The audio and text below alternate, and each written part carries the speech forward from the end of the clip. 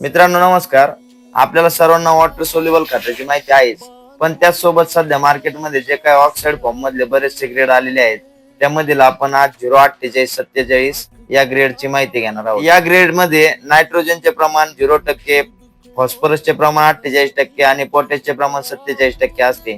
या ग्रेडचे वैशिष्ट्य असे आहे की कुठल्याही पिकावरती फुलकळी जास्त प्रमाणात काढायची असेल, त्याचप्रमाणे फुलगळ कंट्रोल करायचे असेल, त्याचे रूपांतर फळामध्ये फास्ट होण्यासाठी, फळाची साईज वाढवण्यासाठी, कलर येण्यासाठी, वजन वाढवण्यासाठी प्रामुख्याने या ग्रेडचा वापर आपण करतो. ग्रेड ऑक्साईड फॉर्म मध्ये असल्यामुळे त्याचे रिझल्ट आपल्याला खूप जलद गतीने बघायला मिळतात.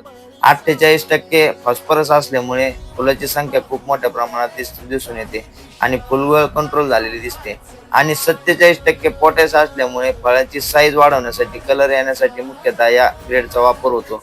मित्रांनो, मार्केटमध्ये बरेच वेगवेगळ्या प्रकारचे ग्रेड आहेत, परंतु यामध्ये फॉस्फरस आणि पोटॅशचे प्रमाण स्टेबल असल्यामुळे, जास्त असल्यामुळे याचा वापर आपण पिकाच्या कोणत्याही अवस्थेमध्ये केल्यानंतर पिकावरती चांगले परिणाम दिसून येतात. याचा वापर आपण ड्रिप मधून किंवा पाट पाण्यातून 3 ते 5 किलो देऊ शकतो आणि फवारणी मधून प्रति 15 लिटर पंपासाठी 100 ग्रॅम याचा वापर करायचा आहे.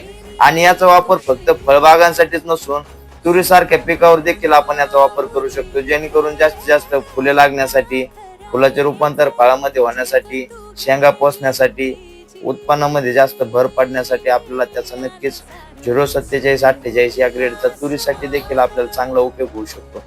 आपण तुरीसाठी आता सध्याच्या काळामध्ये या ग्रेडचा वापर नक्की करू शकतो. धन्यवाद.